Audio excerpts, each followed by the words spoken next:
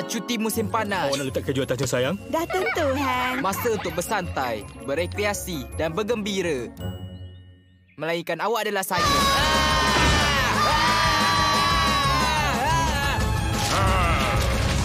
Ia semakin hampir.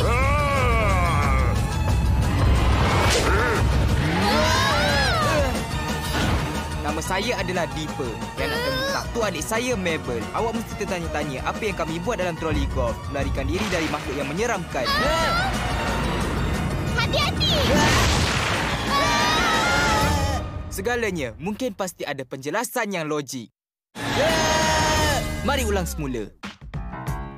Ianya bermula apabila ibu bapa kami putuskannya kami patut makan angin. Mereka hantar kami ke satu pekan di sebelah utara yang dinamakan Gravity Falls di Oregon untuk tinggal dalam hutan bersama pakcik kami.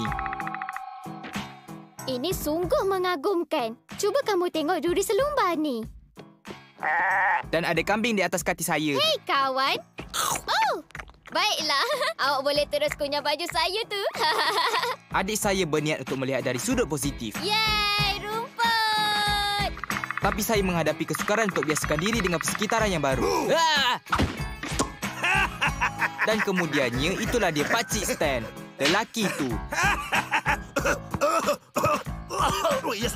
Pakcik kami mengubah rumahnya menjadi perangkap pelancong yang dinamakan Pondok Misteri. Misteri sebenar kenapa ada juga orang yang datang. Tuan-tuan dan puan-puan, inilah dia si Sasquatch. Oh, iya ke? Macam ni bentuknya, ya. Cuba teka siapa yang kena bekerja di situ.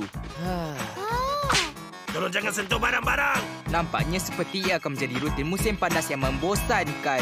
Sampai bilalah agaknya.